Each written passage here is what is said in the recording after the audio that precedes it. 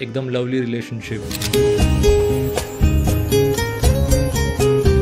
आजकाल नाते टिकत नाही, तर टिकण्यासाठी जो ग्रह पाहिला जातो तो शुक्र जास्त पाहिला जातो. राहू शुक्रासोबत जेव्हा असतो तेव्हा खूपच जास्त कामुक सुख वाढतं. मंगळ असेल, सूर्य असेल, राहू हे सगळेच जर एकत्र आले तर मग काय होऊ शकतं. मग 7व्या घरामध्ये एवढी एकदम हिटेड गर्दी असेल आणि 8वं घर पण वीकच असेल तर मग समजायचं की इनलॉजकडनं पण प्रेशर असतो, ते दबाव टाकतात कधी कधी. मग दोन्ही बाजूनी प्रेशर व्हायला लागतं. काही काहींचं सगळं सेटल असतं. म्हणजे तुमच्याकडे जॉब पण आहे, पैसा पण आहे, तरी पण लग्नाला उशीर होतो. हे नेमकं कशामुळे होतं? तर लग्नाआधी तर एकदम रोमॅन्टिक रिलेशनशिप आणि लग्न झाल्यानंतर मग भांडणं होणे, डायव्होर्स होणे. मग आधी ज्योतिष वगैरे सांगता की याने लग्न करू नका, अरेंज मॅरेजेस तुम्हाला जास्त करून बेटर राहील.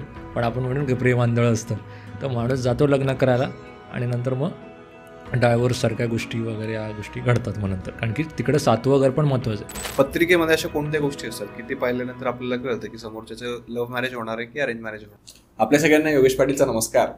मंडळी, आपल्या सगळ्यांचं स्वागत आहे 10 पट मोठी स्वप्न पाहणाऱ्या नव्या महाराष्ट्राच्या सगळ्यात इन्स्पिरेशनल पॉडकास्टमध्ये, ज्याचं नाव आहे श्रीमंत स्टुडिओ प्रस्तुत श्रीमंत व्हा with Yogesh Patil, powered by श्रीमंत होम्स. तर आपण एक नवीन व्हेंचर चालू केलेलं आहे की जर समजा तुमच्यापैकी कुणाला पुण्यामध्ये जर रिअल इस्टेटमध्ये काही हेल्प हवी असेल, समजा तुम्ही काही घर घेताय आणि त्यासाठी जर तुम्हाला काही हेल्प हवी असेल, तर आपण खाली डिस्क्रिप्शनमध्ये आणि कमेंट बॉक्समध्ये एक नंबर देणार आहे की त्या नंबरवरती कॉन्टॅक्ट करून आमची जी काही टीम आहे ती तुम्हाला हेल्प करेल तुमच्या कुठल्याही रिअल इस्टेटच्या प्रोजेक्टसाठी किंवा घर घेण्यासाठी. पुण्यात घर बघताय का? तर 100 लोकांना भेटण्यापेक्षा ट्रस्टेड डेव्हलपर्सच्या लक्झुरियस प्रोजेक्टसाठी 7. तर मंडळी, आजचा जो एपिसोड आहे तो आपला एक खास एपिसोड आहे, कारण आपण ॲस्ट्रॉलॉजीवरती आजचा हा पॉडकास्ट करणार आहोत आणि ॲस्ट्रॉलॉजीवरती पण एका स्पेसिफिक टॉपिकवरती आजचा हा पॉडकास्ट असणार आहे. आणि त्यासाठी आपण एक स्पेशल गेस्ट जे आहेत आपले रिद्धिश चौधरी यांना इन्व्हाइट केलेलं आहे. तर मी तुमचा टाईम वेस्ट करत नाही, आपण डायरेक्टली आजच्या या पॉडकास्टला स्टार्ट करूयात. परंतु त्याआधी जर तुम्ही आपल्या श्रीमंत स्टुडिओ या यूट्यूब चॅनलला सबस्क्राईब केलेलं नसेल तर आत्ताच करून ठेवा, कारण मी तुम्हाला सांगितलेलं आहे की इथून पुढे आपण आपल्या कॉन्टेंटची लेवल जी आहे ती वाढवत जाणार आहोत. तर रिद्धिशजी, तुमचं श्रीमंत व्हा या महाराष्ट्रातील सगळ्यात इन्स्पिरेशनल मराठी पॉडकास्टमध्ये स्वागत आहे. थँक्यू. येस, तर सगळ्यात आधी आमच्या ऑडियन्सला तुमच्याबद्दल ऐकायला आवडेल. नमस्कार, मी रिद्धिश चौधरी. मी वैदिक ॲस्ट्रॉलॉजर आहे आणि मी 2015पासून हॉबी म्हणून करतो आहे वैदिक ॲस्ट्रॉलॉजी. आणि माझी इंजिनिअरिंग करता करता मी वैदिक ॲस्ट्रॉलॉजीचा अभ्यास करत होतो आणि इंजिनिअरिंगनंतर मी बिझनेस सुरू केला माझा. आणि त्यानंतर कुठे ना कुठे मला असं वाटलं की मला यायला पाहिजे ॲस्ट्रॉलॉजीच्या याच्यामध्ये ॲज अ प्रोफेशन. आणि माझं बॅकग्राऊंड पण तसंच होतं. माझे आजोबा ॲस्ट्रॉलॉजर आहे, माझी मावशी पण न्यूमॉलॉजिस्ट आहे. सो मला ते आधीपासूनच सांगत होते की तुला यायचं या फील्डमध्ये, तुझ्या ह्याच्यात लिहिलेलं आहे तसं. तर त्या हिशोबाने मग मी ॲस्ट्रॉलॉजीमध्ये एंट्री केली मग शेवटी. ओके, म्हणजे आजपर्यंत आपण अनेक पॉडकास्ट केलेत, म्हणजे ते प्रॉपरली ॲस्ट्रॉलॉजर असतात, पण तुम्ही पहिले इंजिनियर आहात की जे ॲस्ट्रॉलॉजीचं काम करताय. तर पहिल्यांदा आपल्याला एका वेल एज्युकेटेड इंजिनियरचा पर्स्पेक्टिव्ह ॲस्ट्रॉलॉजीच्या हिशोबाने आपल्याला पाहता येईल. बरोबर. येस, तर आजचा जो टॉपिक आहे तो आपण कशा रिलेटेड ठेवायला हवा? आजकाल लग्नाला घेऊन जास्त म्हणजे चर्चा चालू आहे की लग्न जुळत नाही आहे किंवा घटस्फोट होत आहे, टिकत नाही आहे. आता काही टिकता पण आहे, पण जो पर्सेंटेज फार कमी आहे जो टिकतो आहे तो. तर त्यामुळे मला असं वाटतं की आज लग्नाच्या विषयावर आपण डेप्थमध्ये बोलायला पाहिजे. बरं मॅम, आणि मला असं वाटतं की मग हा टॉपिक जर घेतला तर आजची बरीचशी यंग ऑडियन्स जी आहे ती पण आजच्या या पॉडकास्टला कनेक्ट होईल आणि जे काही यंग जनरेशन आहे त्यांच्यापर्यंत हा व्हिडिओ नक्कीच पोहोचेल. बरोबर. येस, तर आपण सुरुवात करूयात. सगळ्यात आधी मला सांगा की ॲस्ट्रॉलॉजीमध्ये असे कुठले ग्रह असतात की जे आपल्या लग्नावरती इम्पॅक्ट करत असतात? आता 9 ग्रह असतात टोटल आणि 9चे 9 ग्रह आपल्या कुंडलीवरती परिणाम करतात. आता कुंडलीचं जे 7वं घर असतं ते मॅरेजचं असतं. त्याच्यामध्ये सूर्यापासून ते केतूपर्यंत सगळे ग्रहांचं आज आपण एक शॉर्टमध्ये एक हे घेऊन घेऊया, म्हणजे अंदाज येऊन जायला ऑडियन्सला की नक्की आपल्या 7व्या घरामध्ये काय आणि काय प्रमाणे ते. म्हणजे 7वं जे घर असतं ते लग्नाचं घर असतं, पार्टनरशिपचं. आता काहीकांच्या कुंडलीमध्ये 7वं घर रिकामं असतं. हां, आता रिकामा याच्यामध्ये मग त्याचा काय उपयोग नाही असं वाटतं लोकांना, तर तसं पण नाही आहे. ते पण आज आपण डेप्थमध्ये बघूया. चालेल, स्टेप बाय स्टेप जाऊयात. आता पहिलं आपण घेऊया सूर्याचं. सूर्य जेव्हा 7व्या घरात असतो, आता सूर्य जो आहे तो राजा आहे, ग्रहांचा राजा ज्याला आपण म्हणतो. मग 7व्या घरामध्ये सूर्य असेल तर असं म्हणतात की गव्हर्नमेंट रिलेटेड बॅकग्राऊंड असू शकतं स्पाऊसचं.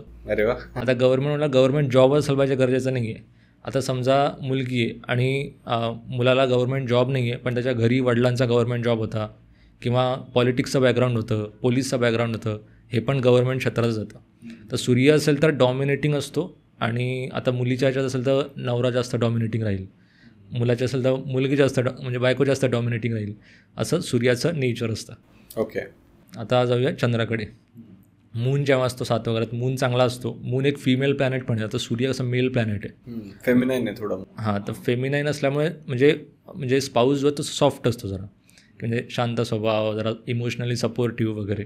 आणि मून असेल तर म्हणजे असं आहे की त्यांचा जो जसं सूर्यामध्ये डॉमिनेटिंग स्वभाव आहे, चंद्रामध्ये असं की तुम्ही त्यांच्यावरती काही डॉमिनन्स दाखवला तर ते हां बाबा बरोबर आहे, मी ऐकून ॲक्सेप्ट करतो. हां, जास्त वाद नाही काढणार. बरोबर.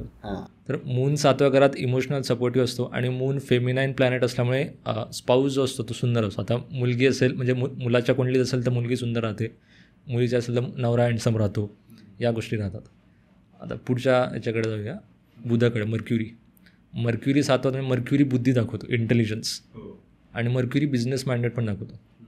मग असं म्हणतो की मर्क्युरी ज्यांचा 7वा असतो तो स्पाऊस बिझनेसच्या बॅकग्राऊंडचे असू शकता, किंवा त्यांना बिझनेस करायची इच्छा असू शकते, स्वतःचं काहीतरी वेगळं करायची इच्छा असू शकते. आणि मर्क्युरी असं टॉकेटिव्ह आहे, म्हणजे बोलके, म्हणजे असं इंट्रोवर्ट नेचर नाही आहे, जसं एक्सप्रेसिव्ह म्हणू शकतो आपण, कंटिन्युअस काहीतरी टॉकेटिव्ह नेचर, वडवड करत राहणे, हां, तो मर्क्युरीचा नेचर देतो. आणि मर्क्युरी म्हणल्यावरती असं थोडं मर्क्युरीला ॲस्ट्रॉलॉजीमध्ये असं बाल किंवा आपण म्हणून की असं चाइल्डिशनेस वगैरे थोडासा असतो. मग थोडे असे ते मॅच्युअर थोडे कमी म्हणू शकतो आपण, एस्पेशली सोबत जर कुठला मॅच्युअर ग्रह बसला ना, गुरु नाही आहे किंवा शनी नाही आहे, तर मग ते शक्यता असते की थोडे म्हणजे असं शांत, म्हणजे असं चिल राहता, म्हणजे काइंड ऑफ. हां. आणि त्यानंतर पुढचा विनस घेऊ आपण, शुक्र पण फेमिनिस्ट म्हणजे फेमिनाईनवाला प्लॅनेट आहे, फिमेल प्लॅनेट आहे. आता विनसमध्ये काय होतं की मून आणि विनस हा स्पेसिफिकली लाईफ पार्टनर्स दाखवतो. आता तो मुलीची कुंडली असू दे का मुलाची कुंडली असू दे, विनस दाखवतो म्हणजे आपला लाईफ पार्टनर. सो विनस जेव्हा असतो 7वा तेव्हा म्हणजे एकदम लवली रिलेशनशिप, एकदम म्हणजे आपण जे म्हणतो की आजकाल नाते टिकत नाही, तर टिकण्यासाठी जो ग्रह पाहिला जातो तो शुक्र जास्त पाहिला जातो. आणि शुक्रामध्ये आता कसं चंद्रामध्ये स्पाऊस हँडसम आहे का सुंदर आहे, शुक्रामध्ये पण तसंच असतं. शुक्र आहे म्हटल्यावरती सुंदर आहे आणि फायनान्शियली स्ट्रॉंग पण असतात. शुक्र म्हणलं लक्ष्मी पण दाखवतं, हां, लक्ष्मी दाखवतं, त्यामुळे फायनान्शियली स्ट्रॉंग. जसं गुरु जेव्हा असतो ना 7वा, तेव्हा तो एज्युकेशनली स्ट्रॉंग असतो, म्हणजे एज्युकेटेड आहे, फायनान्शियली स्टेबल आहे. विनस असेल तर स्पेसिफिकली ते दाखवते की हां फायनान्शियली स्ट्रॉंग राहणार आहे. गुरु जेव्हा असतो, आता गुरु आणि विनसची जेव्हा म्हणजे गोष्ट झाली होती, गुरु आणि शुक्र, तर गुरु असतो एज्युकेशनली स्ट्रॉंग, एज्युकेशनली आपण म्हणू शकतो की म्हणजे आता कोणाचं 9व्या घराचं कनेक्शन असतं ना, 9वं घर हायर एज्युकेशनचं आहे, तर म्हणजे 9व्या घराचा मालक गुरु म्हणून 7व्यात आला आहे, किंवा गुरु 7व्या घराचा मालक म्हणून 9व्यात बसला आहे, तर आपण म्हणू शकतो की जो स्पाऊस आहे तो एज्युकेशनली खूप स्ट्रॉंग राहील, म्हणजे higher educated, post graduation PhD वगैरे झालेला, आणि फायनान्शियली पण स्टेबल राहील. आता गुरुचा तो रिलिजियस पण दाखवतो आणि स्पिरिच्युअल पण दाखवतो. हां, मग गुरु आहे त्यामुळे ती आता गुरु 7व्या घरामध्ये असा 50-50 आहे, रोमॅन्टिक रिलेशनशिप दाखवत नाही, पण सपोर्ट जास्त असतो आयुष्यामध्ये. जर स्पाऊसचा किंवा जोडीदाराचा सपोर्ट पाहिजे असेल तर गुरु 7व्या घरात चांगला असतो. ओके. त्यानंतर शनी आता म्हणल्यावर जे आपला जो चाललं होतं की डिले क्रिएट होतो, उशीर होतो, ते शनी दाखवतो 7व्यात. आता काही लोक जास्त करून त्याला घाबरतात, 7व्यात शनी आहे म्हणल्यावरती घटस्फोट होईल.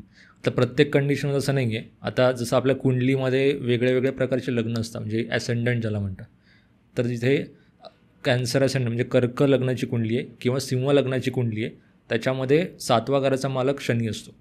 तर शनी जेव्हा तसाच बसला आहे, म्हणजे 7वाचा मालक असून 7वातच बसला आहे, तर तो एक छोटासा एक लव्ह मॅरेजचा एक मतलब काय म्हणू आपण कंडिशन क्रिएट करतो.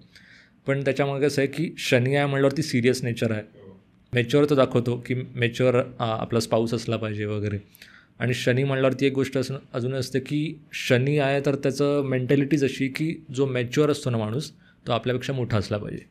ओके, म्हणजे स्पाऊसची एज जास्त असतं. आता मुलीच्या कुंडलीत असेल तर कमीत कमी 3 किंवा मोर दॅन 3 वर्षाचा गॅप असू शकतो शनी जेव्हा असतो. आणि शनी म्हणल्यावरती असंही म्हणतं की जबाबदाऱ्या खूप वाढणार आहे, आणि बऱ्याच लोकांच्या जबाबदाऱ्या वाढतात. लग्नाआधी पण एवढ्या नव्हत्या, पण लग्नानंतर जबाबदाऱ्या खूप वाढल्या. असं गमती जमतीमध्ये असं म्हणतं की 7व्या घरामध्ये शनी असेल तर तो म्हणजे समजा मुलाच्या कुंडलीमध्ये असेल तर त्याला घरी जायला आवडत नाही, ऑफिसमध्ये बसूनच काम करायला आवडतं, एवढंच असं म्हणजे नकोसं होतं त्याला 7व्या घरात शनी असलं की. कारण समोरच्याच सारखं मग दबाव येत असेल, एज जास्त असेल किंवा कुठल्याही बाबतीत आपण म्हणू शकतो. आता राहू जेव्हा सातवात असतो, राहू सातवात म्हणल्यावरती राहू दाखवतो अटॅचमेंट, केतू दाखवतो डिटॅचमेंट. राहू अटॅचमेंट दाखवतो म्हणल्यावर काय होतं, जेव्हा राहू आणि केतू, आता राहू असेल 7व्या घरामध्ये त्याच्या एक्झॅक्ट 180 डिग्री वरती केतू बसलेला आहे, खाली केतू असलेला वरती राहू बसलेला आहे. 180 डिग्री एकमेकांच्या ते अपोजिट असतात काय. तर जेव्हा खाली राहू असतो 7व्या घरामध्ये, तर 7व्या घरामध्ये राहू असल्यामुळे अटॅचमेंट टू कोणाला जाते, स्पाऊसला, म्हणजे लग्नाला. म्हणजे मग आता काय होतं की काही काहींचं 7व्या घरामध्ये राहू असतो तेव्हा कधी कधी समोरून घरच्यांची किंवा इतरांची, समाजाची कदाचित असं म्हणू की आपण लग्नाला मंजुरी नाही आहे, पण या माणसाची जास्त असते. मग हे पळून जाऊन लग्न करणे वगैरे या गोष्टी पण घडतात कधी कधी. पण आता कसं आहे, आता मी एक सांगून ठेवतो, काही काही लोकांना कसं म्हणजे 7व्यात राहू म्हटलं तिला काही टेन्शन नाही लागतं की पळून जाऊन लग्न करतील का. पण सगळ्यांबरोबर अशा गोष्टी नाही आहे. राहू आपण एक जेनेरिक वेमध्ये म्हणू शकतो, 7व्या घरात राहू असेल तर अटॅचमेंट खूप करतो आणि असं प्रेम करू शकतो, असं म्हणू शकतो, प्रेम खूप असतं. आणि कोणी आपल्या जोडीदाराला काही गमती जमतीत जरी काही चिडवलं वगैरे तर त्यांचा फार म्हणजे हे होतं, राग येतो त्यांना. ओके, पण मग मला एक सांगा की समजा आता राहू जो आहे तो भ्रम दाखवतो, इल्युजन, तर मग त्याचा काही संबंध होऊ शकतो का जर 7व्या घरात असेल तर? मग इल्युजन तेच, म्हणजे मी तुम्हाला म्हणलं की जसं घरचे म्हणतात की मुलगा चांगला नाही आहे, बाकीचे म्हणतात की मुलगा चांगला नाही आहे, तरी मुलीला असं वाटतं की नाही मुलगा चांगला आहे, मला चांगला वाटतो तो म्हणून. कारण की राहू इल्युजन क्रिएट करतो. आपल्याला असं वाटतं की आपण जे बघतोय तेच बरोबर आहे. आणि बरेचसे मी अशा गोष्टी पाहिलेल्या आहेत. म्हणजे माझे जे फॉरेनचे पण क्लायंट आले, एका कॅनडाच्या क्लायंटच्या 7व्या घरामध्ये राहू होता. तर त्यांचा म्हणजे लग्न त्यांनी घरच्यांच्या विरुद्ध जाऊन केलं आणि 1 वर्षामध्येच डायव्होर्स झाला. मग ते असं वाटतं आपल्याला लग्नाआधी की सगळं व्यवस्थित आहे आणि अटॅचमेंट झालेली स्पाऊसला, पण ते सगळ्या गोष्टी उलट्या पडायला लागतात जेव्हा म्हणजे राहू इल्युजनमध्ये इल्युजन तोडून टाकतो. माया आपण म्हणतो असं तुटलं म्हटलं, स्वप्नात बाहेर आल्यासारखं. तर मंडळी, जर तुमच्या 7व्या घरामध्ये जर राहू असेल तर लग्न करायच्या आधी एकदा चेक करून घ्यायचं, कारण जसं सरांनी बॅकग्राऊंड नीट चेक की राहूमुळे ऑटोमॅटिकली तुम्हाला एक इल्युजन क्रिएट होतं, एक भ्रम क्रिएट होतं, म्हणून ते एकदा चेक करून घ्यायचं. आणि एक इंटरेस्टिंग गोष्ट सांगितली म्हणून या व्हिडिओला आत्ताच लाईक करून ठेवा. Yes, next Ketu. आता राहू मी जसं म्हटलं की राहू अटॅचमेंट क्रिएट करतोय, केतू आहे डिटॅचमेंट. आता केतू स्पिरिच्युअल प्लॅनेट पण आहे, अध्यात्म पण दाखवतो. बरेच लोकांचं असतं की केतू 7व्या त्या म्हणल्यावरती एकतर जोडीदार आपल्यापेक्षा लांब राहतोय, लॉंग डिस्टन्स रिलेशनशिप म्हणतो आपण, की मुलगी समजा भारतात राहते, मुलगा फॉरेनला राहतोय, विजाच भेटत नाही आहे, काही ना काहीतरी कारण निघतं आणि डिले होते समजा जॉबची, लांब राहत आहे किंवा असं नेव्हीमध्ये वगैरे जॉब आहे, अशा गोष्टी होऊ शकतात.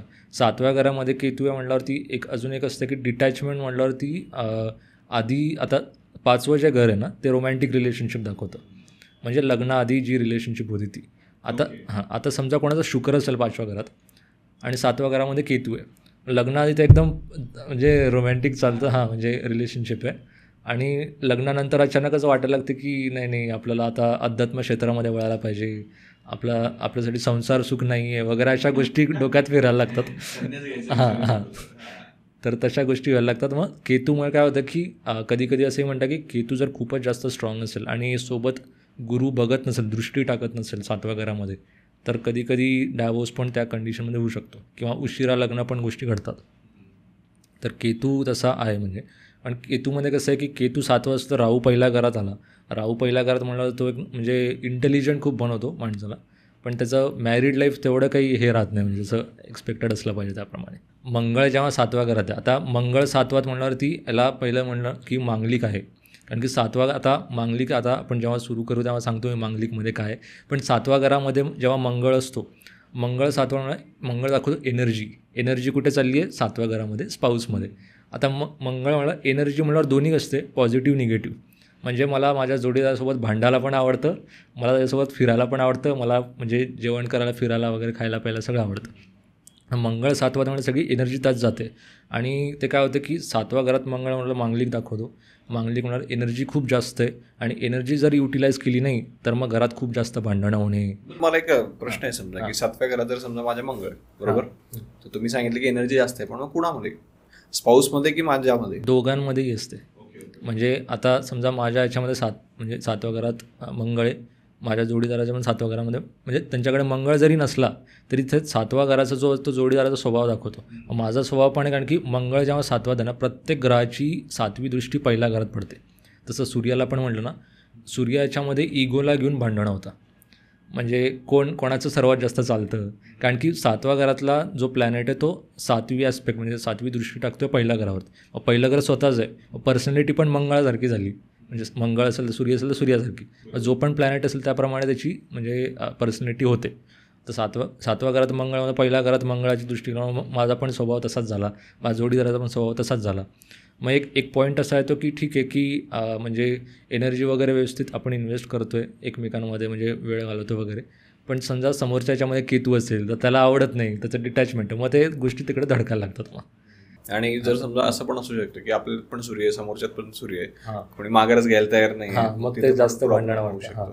आता हे तर समजा बेसिकली आपल्याला समजलं की जर 7वं घर हे आपलं लग्नाचं घर असतं, 7व्या घरामध्ये जसा जसा ग्रह असेल तशा हिशोबाने लग्नाच्या बाबतीमध्ये आपलं आयुष्य घडू शकतं समजा. पण मग मला आणखी विचारायचं आहे की जर आपला जो जोडीदार असेल त्याचा स्वभाव आणखी आपण कशा पद्धतीने ओळखू शकतो समजा कुंडलीच्या माध्यमातून? आता 2 गोष्टी असतात कुंडलीमध्ये. एक म्हणजे 7व्या घरामध्ये जसं मी म्हणलं की कोणाचाच कुठलाच ग्रह नाही. आता काय करायचं, तिथे कोणता नंबर लिहिला ते बघायचं असतं. 7वं जे घर असतं ना, समजा 5 नंबर लिहिला आहे, 5 नंबर हा हे 5वी राशी झाली. ती 5वी राशी म्हणजे झाली आपली सिंह राशी. सिंह राशीचा मालक आहे सूर्य. तर सूर्याचा नॅचरल इन्फ्लुएन्स, आता सूर्य कुठेही बसू शकतो कुंडलीमध्ये, पण 7व्या घराचा जो मालक आहे तो झाला तुमचा सूर्य. ओके. म्हणजे जर समजा 7व्या घरामध्ये जर कुठलाच ग्रह नाही आहे तर तिथला नंबर चेक करायचा आणि त्या नंबरची जी काही राशी आहे तिचा जो स्वामी आहे त्याच्यातून आपण त्या गोष्टी, तसं मॅरिड लाईफ राहतं, तसा स्पाऊसचा स्वभाव पण राहतो, जोडीदारा स्वभाव राहतो. आता समजा आहे प्लॅनेट, समजा एक एक्झाम्पल घ्या की मंगळ बसलेला आहे 7व्या घरात. मंगळ आहे तर मंगळासारखा आता मंगळ फिजिक वाईज दाखवतो की बारीक आहे किंवा ॲथलेटिक बॉडी, म्हणजे भली म्हणजे असे वाकलेले नसतात, म्हणजे जरा ब्रॉड एनर्जेटिक असतात. भली बारीक असली तरी ॲथलेटिक जरा बॉडी असते. सूर्यामध्ये म्हणजे बारीक नसतात असे, म्हणजे एकदम बॉडी बिल्डर टाईप जरा त्यांची हँडसम वगैरे दिसतात. प्रत्येक प्लॅनेटचा एक फिजिक पण असतो. मग त्या फिजिकवरनं पण आपण ओळखू शकतो की ठीक आहे, जसं मी तुम्हाला की चंद्र असेल तर सुंदर असता, शुक्र असेल तर सुंदर असता. मग त्यावरनं फिजिक कळतो. आणि स्वभावामध्ये पाहायला गेलं की जो 7वाचा मालक आहे, आता समजा सूर्य आहे 7व्या घरामध्ये आणि तिथे 7 नंबर लिहिला आहे. आता 7 नंबर लिहिला, 7वी जी राशी ती तुळ राशी आहे. तुळ राशीचा जो स्वामी आहे शुक्र कोणाचा समजा बसला 9व्या घरामध्ये, तर 9वं घर हे हायर एज्युकेशन, मग स्पिरिच्युअलिटी किंवा म्हणजे फादर, टीचर, मेंटर एक्सेट्रा. आता हायर एज्युकेशन म्हणल्यावर शुक्र पण आहे म्हटल्यावरती तो एज्युकेटेड पण आहे आणि फायनान्शियली स्ट्रॉंग पण आहे. आता 9व्या घरामध्ये वडिलांचं पण असतं, तर असं म्हणायला आपण की वडिलांचा पण काही ना काहीतरी रोल राहतो लग्नामध्ये. मग कुठे मिळणार आहे, कुठे भेटणार आहे, या गोष्टी पण कळतात कुंडलीवरनं स्वभावासोबत म्हणजे अजून. ओके. आणि आता हे तर झालं समजा सिंगल ग्रहांबद्दल. पण मग आता जर 7व्या घरामध्ये जर काही अशा जोड्या असतील स्पेसिफिक, त्यांचा काय इम्पॅक्ट पडू शकतो की अशा मेजरली कुठल्या असतात की त्या असं नोटीस करू शकतो आपण? आता एक आहे की फ्रेंडली कंजंक्शन असतं आणि एक एनिमी कंजंक्शन असतं. फ्रेंडली म्हणा तर सूर्याचा जो मित्रपरिवार, मंगळ, गुरु, चंद्र हे सगळे आहेत. आता त्याच्यामध्ये आता समजा सूर्य आहे, आता त्याचे जे जानी दुश्मन आहे तर जानी दुश्मन कोण आहे? शनी आणि राहू. आता सूर्याचा जो म्हणजे जानी दुश्मन आहे एक शनी आणि राहू. आता शनी राहूचं कसं आहे, शनी आणि सूर्याचं म्हणजे एकमेकांचा पटत नाही. आणि राहू म्हणजे ती समुद्र मंथनाची जी म्हणजे स्टोरी आहे म्हणजे गोष्ट आहे, त्याच्यामध्ये कसं आहे की सूर्याने केली होती कंप्लेंट विष्णूला की हे राक्षस आलेले आहेत की अमृत ज्यांना प्यायचं आहे. त्यामुळे राहू मागे लागला सूर्याचा, केतू मागे लागला चंद्राचा. त्यामुळे ते तेव्हापासून दुश्मनी आहे. आता सूर्य राहू जेव्हा 7वाच असता, आता राहू म्हणजे मल्टिप्लाईंग फॅक्टर आहे की जो म्हणजे कोणासोबत पण राहू बसलेला असेल तो मल्टिप्लाय करतो त्याच्या बेसिक ट्रेट्सला. तर सूर्य इगो दाखवतो, ॲरोगन्स दाखवतो. सूर्य आणि राहू जर एकत्र असतील 7व्या घरामध्ये तर इगो खूप जास्त वाढतो किंवा स्पाऊस जास्त इगोइस्टिक असू शकता. आता सूर्य पण आहे म्हटल्यावर गव्हर्नमेंट पण आहे, मग खूपच जास्त पॉवरफुल बॅकग्राऊंड. आणि मग त्या पॉवरफुल बॅकग्राऊंडचा एक डॉमिनन्स वेगळा की म्हणजे माझ्याकडे एवढी पॉवर आहे मी दाखवून दिली वगैरे, ह्या गोष्टी थोड्या घडतात सूर्य राहूमध्ये. आणि समजा आता चंद्र केतू असेल तर खूपच जास्त इमोशनल, कारण की इमोशनल आहे मून. आणि केतू म्हणल्यावरती एक त्याचा जानी दुश्मनी जून बसला आहे म्हटल्यावरती ते असं म्हणजे नको ते माणसं घरातून बसल्यासारखं जेव्हा कसं वाटतं तेव्हा तसं मग एक इमोशनल डिटॅच किंवा आपण म्हणू शकतो एक तर इमोशनल खूपच जास्त इमोशनल असू शकता किंवा खूपच जास्त डिटॅचमेंटमध्ये असू शकता. तर एक अजून एक की राहू आता निघाला विषय, तर राहू शुक्रासोबत जेव्हा असतो तेव्हा खूपच जास्त कामुक सुख वाढतं. कारण की शुक्र आहे जो आपला लाईफ पार्टनर दाखवतो आहे. तर ते लाईफ पार्टनर म्हणण्यावरती रोमॅन्टिक जे फिलिंग्स आहेत ते खूपच जास्त हेवी होऊन जातात, म्हणजे ओव्हर होऊन जातात. मग ते आता जसं मल्टिपल मॅरेजेस वगैरे किंवा एक्स्ट्रा मॅरिटल अफेअर घडतात, त्याच्यामागचं रिझन तेच आहे की म्हणजे राहू जेव्हा शुक्रसोबत येतो तर एका जागेवरनं त्यांचं प्रेम पुरे पडत नाही, त्यामुळे ते इकडे तिकडे फिरत राहतात. आणि तो पण एक गोष्ट आहे की आजकालच्या जमान्यात डायव्होर्सेस वगैरे होता. आता पूर्वी कसं मल्टिपल मॅरेजेस व्हायचे, आता नाही होत म्हणाल तर ते डायव्होर्स एकमेव बेसिक कारण असू शकतं कधी कधी. आता हे झालं समजा 2 ग्रहांची युती. ओके, कधी कधी 3 ग्रह पण असतात, 3 असतात 7व्या याच्यामध्ये. मग त्याच्यामध्ये जर समजा मंगळ असेल, सूर्य असेल, राहू, हे सगळेच जर एकत्र आले तर मग काय होऊ शकतं? सूर्य मंगळ राहू म्हणजे खूपच मिळणं खतरनाक कंजंक्शन आहे, कॉम्बिनेशन आहे. कारण की मंगळ हा हीट दाखवतो आहे, व्हायलन्स दाखवतो आहे, सूर्य डॉमिनेटिंग आहे आणि राहू या दोघांना मल्टिप्लाय करतो आहे. मला ते एकदम म्हणजे धमाकाच होतो एकदम म्हणजे मोठा, की म्हणजे काय म्हणजे आता म्हणजे लग्नाचं काय खरं नाही बाबा असं. कारण की एक तर मुलीच्या कुंडीत असलं ते थोडं प्रॉब्लेमॅटिक राहतं, कारण की मुलगा मग तेवढा डॉमिनेटिंग, कधी कधी डोमेस्टिक व्हायलन्सच्या गोष्टी पण घडतात. आता हे एकदम एक्स्ट्रीम कंजंक्शन झालं सूर्य मंगळावरती. आणि राहू असेल तर त्या गोष्टी सगळ्या मल्टिप्लाय करत होतो. मग ते असं म्हणजे आता समोर आताच ठीक आहे मुलीच्या कुंडलीमध्ये पण समजा हीच कंजंक्शन आलं तर मग घरामध्ये आग लागलीच समजा मग तुम्ही, कारण की मुलगी पण मागे हटणार नाही, मुलगाही मागे हटत नाही. मग ते म्हणजे आता राहू जेव्हा सूर्यासोबत आहेत, आता कसं आहे आजकाल कसं आहे, पूर्वी पण हे कंजंक्शन होतेच, पण पूर्वी तेवढे डायव्होर्स नाही म्हणजे जेवढे आता होत आहे. त्याच्यामागे कल्चरल रिझन पण असतो की ठीक आहे आजकाल सोपं झालं आहे सेपरेट व्हायला, डिवोर्स घ्यायला, घटस्फोट घ्यायला. तर ते त्यामुळे असं की थोडेफार भांडणं झाले. आता एवढा एक्स्ट्रीम लेवलला झाला तर 100% मी स्वतःहूनच म्हणाल की एवढी आग लागत असेल तर मग तुम्हाला म्हणजे घरामध्ये काही खरं नाही म्हणलं तुमचं. आणि जर मुलाच्या कुंडलीत असेल तर मग मुलगी राहते, मग मुलगी किंवा तिच्या घरातले पण. जसं मी म्हणलं की 7व्या घरात सूर्य असेल तर गरजेचं नाही की मुलगीच पॉलिटिक्स बॅकग्राऊंड किंवा गव्हर्नमेंट बॅकग्राऊंडची असली पाहिजे, मुलीच्या घरातले पण असू शकतात. मग त्यांचा पण एक प्रेशर राहतो. आणि 8वं जे घर आहे ना, आता ठीक आहे विषय निघालाच आहे, तर ते आपला सासू सासरी इन लॉजचा असतो. मग 7व्या घरामध्ये एवढी एकदम हिटेड गर्दी असेल आणि 8वं घर पण वीकच असेल तर मग समजायचं की इन लॉजकडनं पण प्रेशर असतो, ते दबाव टाकतात कधी कधी. मग दोन्ही बाजूनी प्रेशर व्हायला लागतं. मी सहज एक क्वेश्चन मला सुचला म्हणून तो विचारला. आता आपण थोडंसं परत आपल्या टॉपिककडे येऊया की हे झालं समजा ग्रहांची स्थिती, स्वभाव वगैरे झालं, पण आजकाल जे लग्नांना उशीर होतोय, बरोबर, आधी आपण त्याच्यापासून सुरुवात करू, मग टप्प्याटप्प्याने पुढे जाऊ की उशीर जो होतोय तो म्हणजे आता कंडिशन चेंज झाल्या, समजा आजकाल लोकांच्या करिअरवरती फोकस आलाय, त्या सगळ्या गोष्टी तर आहेतच, पण काहींचं सगळं सेटल असतं. म्हणजे तुमच्याकडे जॉब पण आहे, पैसा पण आहे, तरी पण लग्नाला उशीर होतो. हे नेमकं कशामुळे होतं? एकतर म्हणजे मेन कारण डिले जो क्रिएट करायचा तो शनी क्रिएट करतो. आता शनी समजा कोणाचा 10व्या घरात आहे, 10व्या घरावरनं पण त्याची 10वी दृष्टी पडते 7व्या घरावरती. 5व्या घरात असेल तर 5व्या घरात, आता मी 5व्या घरात थोडं नंतर सांगतो कारण की ते जरा मोठी स्टोरी आहे. तर 5व्या घरात असेल तर 7व्या घरावरती दृष्टी पडते, पहिल्या घरात असेल तर पडतेच, आणि 7व्यामध्ये असेल तर आहेच म्हणजे डिले. 5व्या घराचं काय, 5वं घर तुमचं रोमॅन्टिक रिलेशनशिपचं पण आहे. म्हणजे असं वाटतं की आता लग्नाआधी व्यवस्थित चालू आहे सगळं, आता विचारूया घरी की म्हणजे पसंत पडतं आहे का नाही. आणि जेव्हा सुरू करता मग कधी कास्ट आडवी येते, मग कधी मुलाला पगारच नाही आहे किंवा तो लांबच राहतो वगैरे, अशा अनेक गोष्टी करून तो डिले क्रिएट व्हायला लागतो. मग आणि शनी म्हणल्यावरती एक आपण म्हणून की शनी हे थोडंसं डोकंदुखी पण टाकतं, कॉन्फ्लिक्ट, की आता डिले तर आहेच, मग अजून लहान गोष्टीमुळे कधी मुलाचा चेहराच चांगला नाही आहे किंवा अशा म्हणजे काही कारणावरनं तर डिले क्रिएट होतो. पण मग कधी समजा 10व्या घरात जर शनी असेल तर काय? नाही, शनी जेव्हा 7व्याशी कनेक्शन करतो, एक तर बसलेला आहे डायरेक्ट तर ठीक आहे, म्हणजे 7व्याच घरात आहे, हां, किंवा 10व्यात बसलाय किंवा 5व्यात बसलाय किंवा पहिल्यात बसलाय, तो 7व्यामध्ये बघत असतो. हां, मग ते सगळे डिले. आता कसं हे तरी डायरेक्ट शनी, वक्री शनी पण असतो. वक्री शनी म्हणा, आता डायरेक्ट शनी असेल समजा, एक म्हणजे वक्री नाही आहे, वक्री नाही तर 30-32पर्यंत लग्न होत नाही. वक्री जर असेल तर तो 40वरती म्हणजे 40-42ला पण लग्न होतं. आणि वक्री म्हणजे कोणत्या घरात एक्झॅक्टली? तेच 7व्या जे आता सांगितलं, 7व्या घरामध्ये, 5व्या घरामध्ये, पहिल्या घरामध्ये, 10व्या घरामध्ये. वक्री निघाला तर अजून जास्त डिले.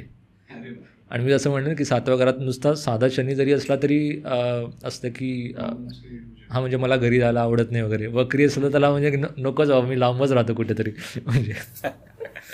बरं. आणि हे जे मांगलिक दोष वगैरे असतात, बरोबर, हां, तर त्याचं काय रिझन असतं? कारण लग्नाच्या फॅक्टरमध्ये हे म्हणजे लग्न करत असताना हा खूप महत्त्वाचा. मंगळ दोष हा म्हणजे खूप पॉप्युलर आहे. म्हणजे आता मांगलिक काय ते आधी डिस्कस करू आपण. मांगलिकला मंगळ जेव्हा पहिल्या घरात आहे, 4थ्या घरात आहे, 7व्यात आहे, 8व्यात आहे आणि 12व्यात आहे. या पोझिशन्सला मंगळ बसलेला तर त्याला आपण मांगलिक म्हणतो. आता ते आपल्या म्हणजे नॉर्थ इंडियन जे चार्ट आहेत त्याच्यामध्ये या गोष्टींना म्हणतात. साऊथ इंडियामध्ये दुसरं घर पण पकडता कधी कधी, काही याच्यामध्ये 5वं 11मध्ये जवळजवळ आपण म्हणू शकतो की एवढं जर आपण पूर्ण कन्सिडर केलं तर जवळजवळ 60 ते 70% जेवढी जनता आहे ती सगळी मांगलिक होते. आता मांगलिक म्हणल्यावर ती चुकीचं काही नसतं त्याच्यात. मंगळाला एनर्जी जाते ना, तो जो माणूस कॉन्फिडंट आहे आणि त्याचे मग मांगलिक असल्यामुळे आपले जोडीदाराला घेऊन एक स्पेसिफिक एक आपण म्हणून की चेकलिस्टसारखं अपेक्षा आहेत की असं असलं पाहिजे, की कॉन्फिडंट असली पाहिजे. घरात बसणारी बायको चालत नाही. म्हणजे आता समजा मुलीचा आता मुलगा घरात बसून टाईमपास करतो आहे ते चालणार नाही तिला. बाहेर जाऊन काहीतरी काम कर, भली बिझनेस कर, जॉब कर, त्यांचं काही हे नाही, पण काहीतरी आपले ॲम्बिशन्स असावे. काहीतरी महत्त्वाकांक्षा पाहिजे की काहीतरी करायचं आहे आयुष्यात. एनर्जी खूप असते ना कारण. आणि ते त्यातला जो 7व्या घरामध्ये तर खूपच जास्त एनर्जी वाटते. जसं आपला आता मध्ये टॉपिक निघाला होता की मग आता म्हणजे मुलाची पण तेवढीच एनर्जी आहे, मुलीची पण तेवढीच एनर्जी. आणि आता कसं आहे की सगळे आपापल्या याच्यामध्ये आहे बिझी. आता एक सिम्पल फॉर्म्युला का आपण रेमेडी म्हणू शकतो. मंगळ जेव्हा 7व्या घरात असतो, मुलगा आणि म्हणजे बायको म्हणजे दोघं पण त्यांना जिमला जायला पाहिजे. कारण की काय होतं, एनर्जी खूप जास्त असते, ती बाहेर निघाली पाहिजे. ती नाही निघाली तर मध्ये भांडणं सुरू व्हायला लागतात. तर मांगलिक दोषमध्ये हे पहिल्या घरामध्ये 7व्या घराला, कारण की पहिल्या घरामध्ये जसं म्हणजे की प्रत्येक घराची 7वी दृष्टी असते. तर पहिल्या घरात मंगळ असेल तर 7वी दृष्टी पडणार 7व्या घरावरती, म्हणजे तो परत त्याच्या मॅरेजमध्ये आलंच. मांगलिकला बाय डिफॉल्ट पण एनर्जी खूपच जास्त असतं त्याच्या ह्याच्यामध्ये. तर त्यांनी समजा त्यांची फिजिकल ॲक्टिव्हिटी करून ती घाम नाही गाळला रोजचा, जिम असू दे किंवा रोजची रनिंग वगैरे नाही केली तर ते मग बॅकफायर करणं, फ्रस्ट्रेशन येतं, लहान लहान गोष्टीमध्ये चिडचिड होते. मग ते मांगलिकचा तो एकमेव एक फॉर्म्युला म्हणू शकतो आपण. ओके. पण मग मांगलिकच्या बाबतीमध्ये म्हणजे एक पण गोष्ट बऱ्यापैकी फेमस आहे की जे लोक मांगलिक असतात ते सेक्शुअली खूप ऍक्टिव्ह असतात. हो. आणि त्याच्यामुळं लग्नामध्ये प्रॉब्लेम्स वगैरे पण येतात. तर हे किती खरं आहे? आता ते खरं पण आहे. म्हणजे आता पूर्वी काय होतं, पूर्वी एवढं म्हणजे टेक्नॉलॉजी किंवा आपण सायन्स म्हणू शकतो एवढं प्रोग्रेस झाला नव्हता, प्रगती नव्हती एवढी. त्यामुळे काय होतं की आता समजा मुलगा मांगलिक आणि मुलगी नॉन मांगलिक आहे, तर ती खूपच जास्त प्रेग्नंट व्हायची आणि त्यामुळे मग तिची डेथ व्हायची. तर त्यामुळे काय होतं, लोकांच्या डोक्यात एक फंडा बसून की मांगलिकवाल्याशी लग्न करायचं नाही. आता कसं आहे, सायन्स एवढं प्रोग्रेस झालेलं आहे की म्हणजे सोल्युशन्स पण आहे. आणि म्हणायचं जरी म्हणलं की एवढे मुलं तर काय पॉसिबल नाही आहे सांभाळायला वगैरे, तर एखादा पण आपण कधी कधी प्लॅन करतो किंवा नाही पण करतो आजकालच्या जमान्यामध्ये.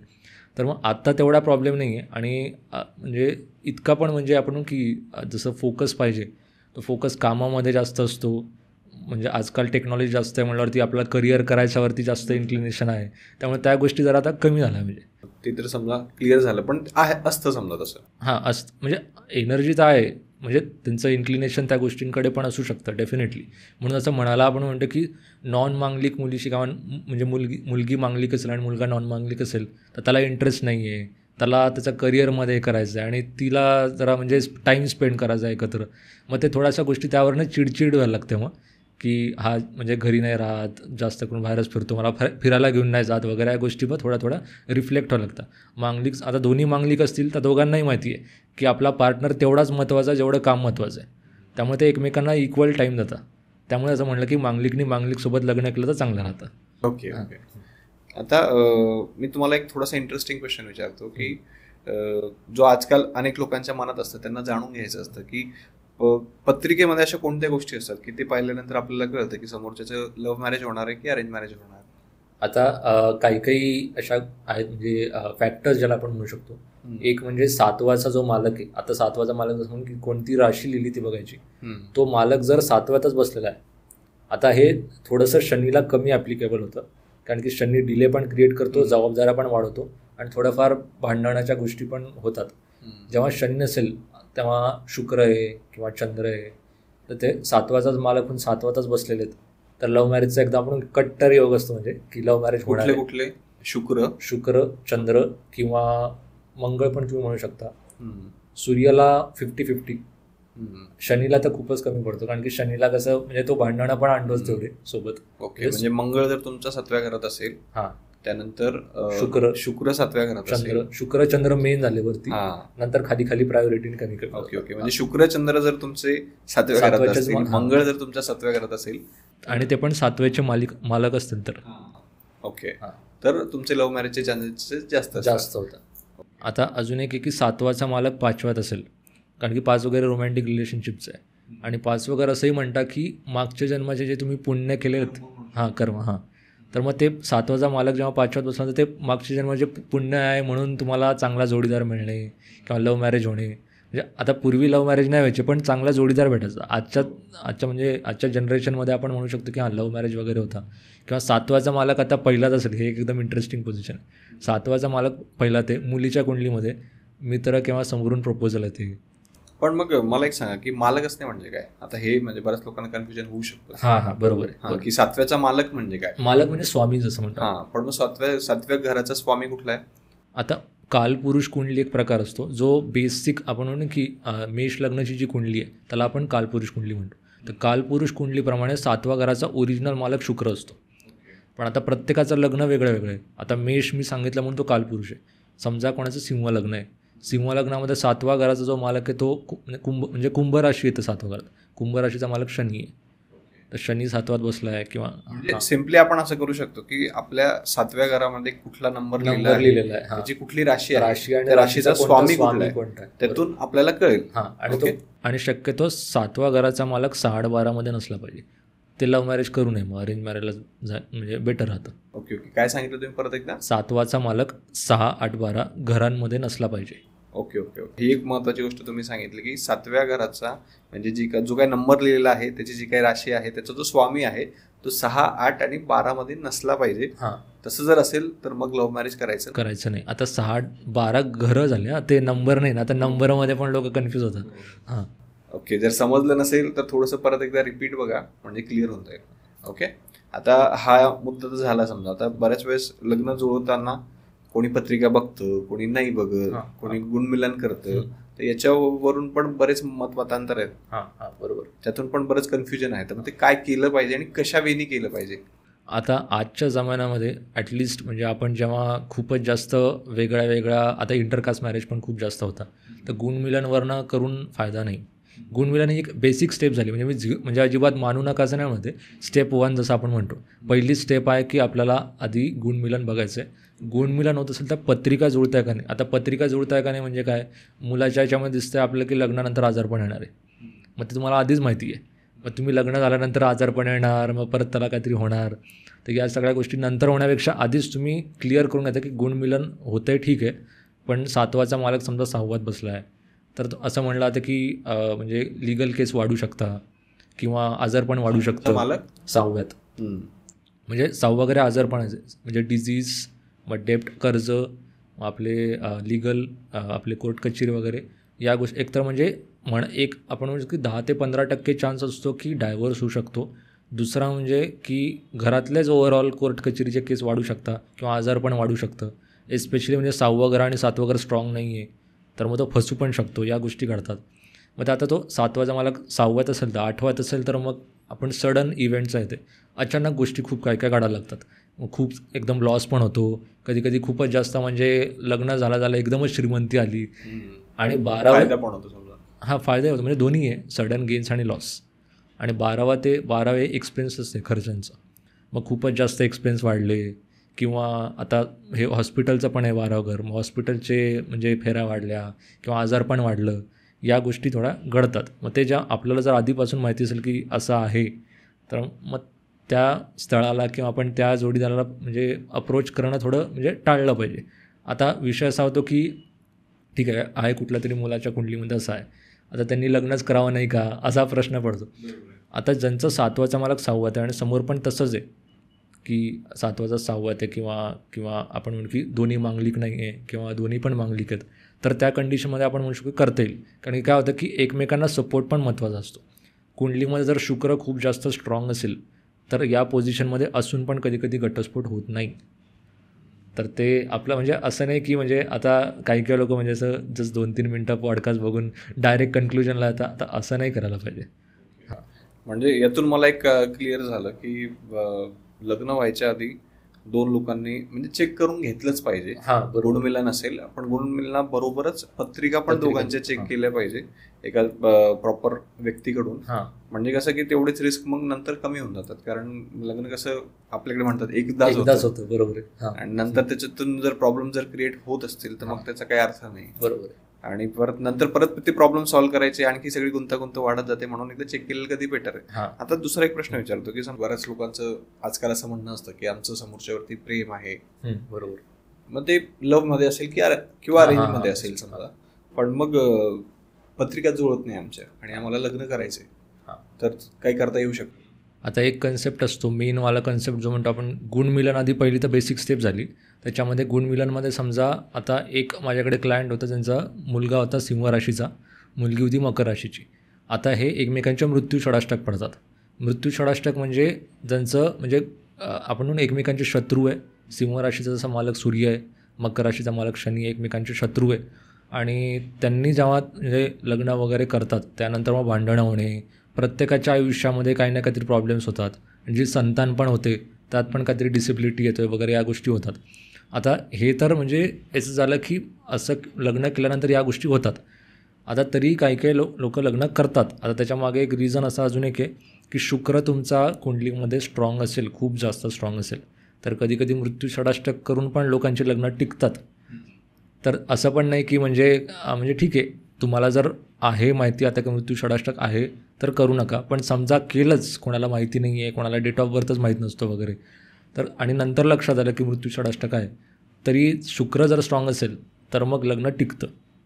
आता असं आहे की 5वं जे घर आहे ते रोमॅन्टिक रिलेशनशिपचं आहे. आता समजा तिकडे मी आता जसं म्हटलं की शुक्र ज्यांचा असेल 5व्या घरात आणि 7व्या घरामध्ये केतू असेल किंवा शनी असेल, तर लग्नाआधी तर एकदम रोमॅन्टिक रिलेशनशिप आणि लग्न झाल्यानंतर मग भांडणं होणे, डायव्होर्स होणे. मग आधी ज्योतिष वगैरे सांगता की त्याने लग्न करू नका, अरेंज मॅरेजेस तुम्हाला जास्त करून बेटर राहील. पण आपण म्हणून की प्रेम आंधळं असतं, तर माणूस जातो लग्न करायला आणि नंतर मग डायव्होर्ससारख्या गोष्टी वगैरे या गोष्टी घडतात मग नंतर. कारण की तिकडे 7वं घर पण महत्त्वाचं आहे. आता असं नाही आहे की 7वं घरच म्हणजे लग्नासाठी महत्वाचं आहे. हां, म्हणजे 5व्या घरामध्ये आणि 7वं घर दोन्ही पण घरं स्ट्रॉंग असतील तर मग लव्ह मॅरेज टिकतं पण मग. ओके, तर 5व्या घराबद्दल आपण आता थोडंसं डिस्कस करू की त्याच्याबद्दल थोडंसं सांगा ना की त्याला कसं आपण बेटर वेने आणखी समजू शकतो की जर समजा कुठला एखादा ग्रह असेल किंवा ग्रहच नसेल तर काय इम्पॅक्ट होईल? आता ग्रह नसेल तर राशीचा नंबर बघतो आपण, जसं राशीचा जो स्वामी आहे तो बघायचा कुठे, आणि 5व्या घराचा मालक समजा 5व्या ते किंवा केंद्र त्रिकोण असतं. केंद्र त्रिकोण म्हणजे 1, 4, 7, 10 हे केंद्र झाले आणि 1, 5, 9 हे त्रिकोण झाले. धर्मत्रिकोण आणि केंद्रामध्ये समजा 5व्या घराचा मालक बसलेला असेल तर मग लग्न म्हणजे रोमॅन्टिक असतो पार्टनर. 5 वगैरे संतांचं पण आहे, उशीर नाही होत, मुला व्हायला उशीर होत नाही, मुलांना काही कॉम्प्लिकेशन्स नसतात. आणि 5व्या घरामध्ये असं आहे की अजून एक की जसं म्हटलं की जोडीदाराकडनं सपोर्ट किंवा आपण की असं इमोशनल सपोर्ट किंवा लवली रिलेशनशिप. समजा 5चा मालक जसं म्हटलं की 7वाचा मालक 6-8-12मध्ये असेल, 5वाचा पण मालक 6-8-12मध्ये असेल, तर म्हणजे रोमॅन्टिक रिलेशनशिपला प्रॉब्लेम येतो किंवा म्हणजे संतान व्हायला, चिल्ड्रन व्हायला प्रॉब्लेम होतो. या गोष्टी घडतात 5व्या म्हणजे 5व्यातनं त्या गोष्टी कळतात आपल्याला. ओके, आणि त्यानंतर आता नक्षत्रांचा काय रोल असतो की समजा रिलेशनशिपमध्ये किंवा लग्नाच्या बाबतीमध्ये? नक्षत्र आता कसं आहे, राशी एक बाहेरचा एक आपण म्हणून की एक आउटर शेल जो आपण म्हणतो, त्यातला इनर जो शेल असतो तो नक्षत्र झाला. नक्षत्रामध्ये गंडमूल नक्षत्र नावाचा एक कन्सेप्ट असतो. गंडमूल नक्षत्र, हां. तर तसंच जे गंडमूलवाले नक्षत्र आहेत त्यांची एक वेगळी शांती करावी लागते लहानपणापासून. लहानपणी केली तर चांगली, नसेल केली तर आता करून घ्या. कारण की ते मग कुठे ना कुठे थोडेसे मॅरिड लाईफमध्ये प्रॉब्लेम किंवा त्यांच्या आयुष्यातच थोडेसे जनरल प्रॉब्लेम्स राहतात. तर जास्त करून मूळ नक्षत्रावरती लोकांचं हे आहे की मूळ नक्षत्राला जास्त प्रॉब्लेम असतो आणि मूळ नक्षत्राची एक पूजा असते गंडमूल नक्षत्राचीच, ती लहानपणी केली किंवा आता जरी केलेली नसेल तर केली तर त्याच्याने बऱ्यापैकी प्रॉब्लेम्स कमी होतात. आता ज्यावेळेस समजा कुंडली वगैरे बघतो, भविष्य आपण बघतो, त्यावेळेस 7.5 असेल किंवा राहूची महादशा असेल, या पण बऱ्याच गोष्टी अशा मॅटर करतात की लोक घाबरतात त्यांना. जर समजा एखाद्याची दशा अशी असेल, राहूची दशा असेल किंवा 7.5 चालू असेल, तर त्या काळात लग्न करावं की नाही करावं, काय आहे त्याच्याबद्दल? आता राहू समजा 7व्या घरात बसलेला असेल तर राहूच्या दशेमध्ये लग्न होईल, 7.5मध्ये पण लग्न होतात. कारण की शनी हा चेंज आणणारा प्लॅनेट आहे. मग आयुष्यात कधीतरी चेंज येणार, लग्न होणं पण हा एक चेंजच आहे. त्यामुळे 7:30मध्ये पण लग्न होतात लोकांचे, राहूच्या दशेमध्ये पण होता. आता राहूचं 7व्या घरामध्ये काही कनेक्शन असेल किंवा 7व्याच्या मालकासोबत कनेक्शन असेल आणि 7वाचं घर म्हणजे 7वं जे घर आहे ते पण थोडं वीक असेल तर घटस्फोट देखील राहूच्या दशेतच होता. दोन्ही गोष्टी होतात. चेंज म्हटल्यावरती चाललेलं जे टिकलेलं लग्न आहे ते पण 7:30मध्ये डायव्हर्स पण होऊ शकतं. त्यामुळे तुमच्या कुंडलीमध्ये काय शनीची आणि राहूची पोझिशन आहे त्याप्रमाणे मग ते ठरेल की तुमचं लग्न होणार आहे, टिकणार आहे का डिवोर्स होणार आहे. ओके, म्हणजे सगळ्या काही गोष्टी त्या डिटेलमध्ये चेक करावं लागतील. बरोबर. असं काही नाही की 7:30 म्हणजे होणारच नाही किंवा होईल किंवा काय, बाकीचे पण फॅक्टर्स महत्वाचे आहेत. बरोबर. ओके, आता आणखी एक मला विचारायचं आहे की समजा ज्यांच्या लाईफमध्ये प्रॉब्लेम्स आहेत, मॅरेज रिलेटेड असतील, समजा की ज्यांचं लग्न होत नाहीये किंवा लग्न झालं तरी टिकत नाहीये किंवा काही असेल समजा, तर त्याच्यावरती सोल्युशन काय आहे किंवा नेमकं काय केलं पाहिजे की ज्याने याच्या सगळ्यांवरती काही सोल्युशन मिळेल? एक म्हणजे आपले जे पूजा वगैरे झाले. आता गुरु चांडाळ दोष नावाचा एक कॉमन असतो. गुरु चांडाळ दोषची पूजा राहते, ती करून घ्यावी. म्हणजे काय होतं की ते आपण अतिविचार करण्याची सवय असते आणि लोकांकडनं सपोर्ट मिळत नाही, कारण की गुरु जो तो सपोर्ट दाखवतो. राहूमुळे तो चांडाळ झाला म्हणजे तो बिघडला त्याचा सपोर्ट. सो त्याची पूजा केली नाही म्हणजे पूजाचा पण एक आपण म्हणू शकतो एक पॉझिटिव्ह पॉईंट असतो, त्याच्याने इफेक्ट होतो. मग आता अजून एक असतं कालसर्प दोष नावाचा एक प्रकार असतो, त्याच्याने पण बऱ्यापैकी म्हणजे आता कसं आहे पूजा केल्याने झिरो नाही होत, हे फार म्हणजे एक गैरसमज असतो की पूजा केली आता तरी पण होत नाही, त्याच्याने पण इफेक्ट जो आहे तो कमी होतो. नवग्रह दोषाची पूजा असते तर पूजाने गोष्टी बऱ्यापैकी कमी होतात, पण मग झिरो नाही होत. हा, पण म्हणजे आपण म्हणून की अति होण्यापेक्षा, खूपच जास्त अति भांडणं होऊन तुटण्यापेक्षा शांततेमध्ये गोष्टी राहतात. ओके ओके, म्हणजे या ज्या पूजा आहेत समजा त्या पूजा जर आपण पूजा करू शकता किंवा रुद्राक्ष पण घालू शकता. आता 2मुखी रुद्राक्ष आहे, तो 2मुखी शक्यतो तरी म्हणजे ज्यांचं लग्न जुळत नाही आहे किंवा ज्यांचं लग्नामध्ये भांडणं चालू आहे, 2मुखी रुद्राक्ष घालून मग त्या गोष्टी जरा शांततेत होऊ शकतात. म्हणजे आता रुद्राक्षाचा पण एक वेगळा पॉईंट ऑफ व्ह्यू आहे, आता त्याच्यावरती आपल्याला वेगळा पॉडकास्ट करायला पाहिजे कारण की तो डिटेल आहे बऱ्यापैकी. पण 2मुखी रुद्राक्ष शक्यतो आपण आता लग्नाचं निघाल्यामुळे 2मुखी रुद्राक्ष तुम्ही धारण करू शकता मग लग्नासाठी. तर मला असं वाटतं की आपण बऱ्यापैकी सगळ्याच गोष्टी या पॉडकास्टमध्ये कव्हर केलेल्या आहेत. तरी लोकांच्या मनात बरेच प्रश्न असतील तर ते कमेंट्समध्ये आपल्याला विचारतील समजा, तर त्यावरती आपण आन्सर करूयात आणि जे काही उरलेले क्वेश्चन्स असतील त्यांना धरून मग आपण नेक्स्ट पॉडकास्ट वगैरे प्लॅन करूयात. कारण सगळ्याच गोष्टी एकाच्यात तर सांगणं होणं शक्यच नाहीये, तरी आपण बेसिक जेवढ्या काही महत्त्वाच्या गोष्टी ते कव्हर करायचा प्रयत्न केलाय. येस, तर थँक्यू सो मच रितेशजी की तुम्ही इतक्या लांबून इथं आलात आणि आमच्या ऑडियन्ससाठी एवढी युजफुल इन्फॉर्मेशन दिली. आणि खरंच ही पण एक नवीन गोष्ट आहे की तुमच्यासारखा एक वेल एज्युकेटेड माणूस या इंडस्ट्रीमध्ये आलाय की ज्याने काय होईल की आजची जी यंग जनरेशन आहे त्यांना कुठेतरी कनेक्ट होईल. त्यांना असं वाटेल की यार आपल्याच आपण म्हणतो ना की आपल्या वाईफचा एक माणूस आहे की जो आपले जे प्रॉब्लेम्स आहेत ते समजून घेईल आणि तो त्याच्यावरती काहीतरी सोल्युशन सांगू शकतो. तर मी काय करेल की तुमचे जे काही डिटेल्स असतील ते कमेंट्समध्ये आणि डिस्क्रिप्शन बॉक्समध्ये टाकून देईल, म्हणजे ज्याने काय होईल की ज्याला कोणाला तुमच्याशी कनेक्ट करायचं असेल तर डायरेक्टली कनेक्ट करू शकेल. तर थँक्यू सो मच. थँक्यू. तर मंडळी, जर तुम्ही अजूनही हा पॉडकास्ट पाहत असाल तर ऑब्व्हियसली हा व्हिडिओ तुम्हाला आवडलेला आहे, म्हणून आत्ताच या व्हिडिओला लाईक करा आणि तुमचे जे काही जवळचे लोक आहेत की ज्यांना मॅरेज लाईफमध्ये प्रॉब्लेम्स येत आहेत, लग्न जुळायमध्ये प्रॉब्लेम येत आहेत, त्या प्रत्येकासोबत हा व्हिडिओ नक्की शेअर करा.